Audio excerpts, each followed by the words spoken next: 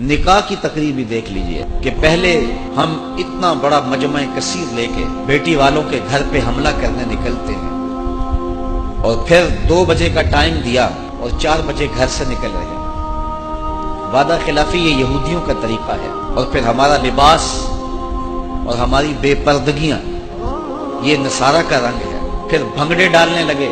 ہم نے کہا میاں یہاں اسلام والی کیا چیز ہے؟ کہا تھوڑی دیر ٹھہرو، ابھی مولوی صاحب آئیں گے، یہ چند لمحوں کے لیے دھوم دھڑکا روک لیا جائے گا اور ان کو اسٹیج پہ بلایا جائے گا، ایک رسم ادا ہوگی، وہ حصہ اسلام کا ہے۔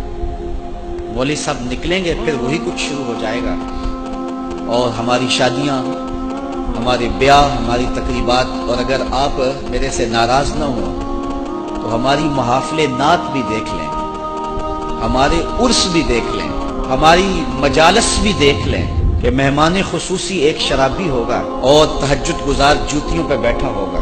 جس طرح نوٹ نچھاور کیے جا رہے ہوں گے اور غریب کی غربت کا مذاق اڑایا جا رہا ہوگا۔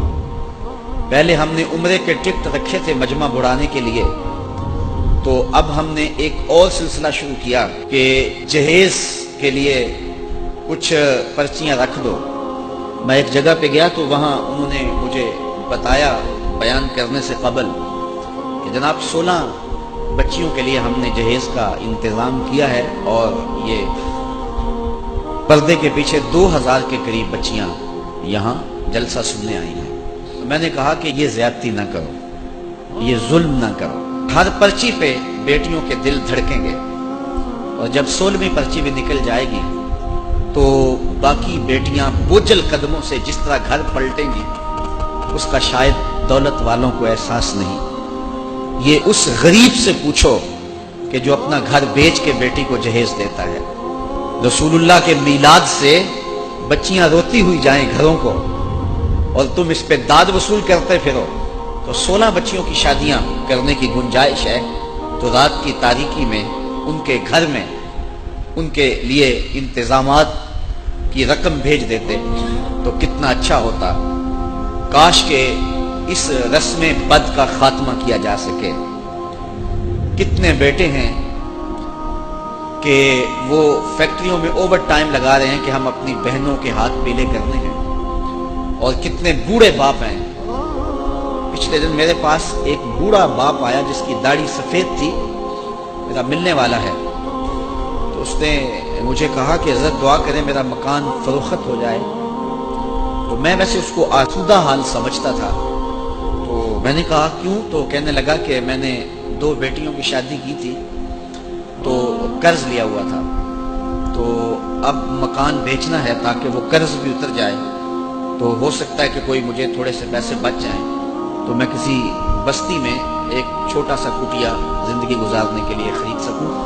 باقی میرے 2 یا 3 بیٹے ہیں تو وہ کمائی کریں گے تو اپنا مکان بنا لیں گے۔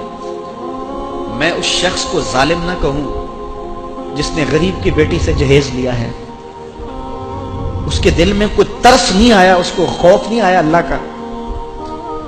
میں نوجوانوں آپ کو یہ کہتا ہوں کہ تم نمازیں بھی پڑھتے ہو، روزے بھی رکھتے ہو، سجدے بھی کرتے ہو، لیکن اگر تمہاری شادی پہ غریب باپ اپنے گھر کا سارا اثاثہ لٹا دے اور تمہارا گھر بھر جاتا ہے اور تم خوش ہوتے ہو کہ بڑا جہیز آیا ہے، لعنت بھیجو ایسے جہیز پہ۔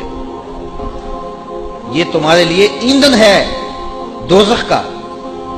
یہ فیصلہ کرو آج کی اس مجلس میں، جن کی شادیاں نہیں ہوئی وہ بھی فیصلہ کریں، اور جن کو اللہ نے اولادیں دی ہیں وہ اپنے بیٹوں کے لیے فیصلہ کریں کہ ہم اپنے بیٹوں کے لیے کسی سے جہیز نہیں لیں گے، اور اس رسم بد کا ہم عملی بائیکاٹ کریں گے۔ معاشرے کو سوکھا کرو، معاشرے کو اذیت میں مبتلا نہ کرو۔ یہ بہت بڑی نیکی ہے مشکل کام۔ اللہ تعالیٰ ارشاد فرماتا ہے کہ یہ مشکل گھاٹی نہیں چڑھا، اور مشکل گھاٹی کیا ہے؟ کسی پھنسے ہوئے کی گردن کو چھڑانا، غلام کو آزاد کرنا۔ تو دور موجود کے اندر وہ بوڑھا باپ پھنسا ہوا ہے جس کے پاس کچھ بھی نہیں ہے، اور گھر کی دہلیز پہ بیٹیاں بوڑھی ہو رہی ہیں، اور بیٹوں والوں کے نخرے جو ہیں وہ دیکھنے والے ہوتے ہیں۔ وہ 100 آدمی یا 200 آدمی لے کر حملہ آور جو ہو رہا ہے، بیٹی والے کے گھر میں اس کو بھی سوچ نہیں آتی اور باراتیوں کو بھی سوچ نہیں آتی کہ یہ ہم کیا قیامت توڑنے جا رہے ہیں۔ کاش کہ معاشرے کے رشتے ہوئے زخموں پر کوئی مرہم رکھنے والا ہو اور ہماری معاشرت ایک خوبصورت معاشرت ترتیب پائے۔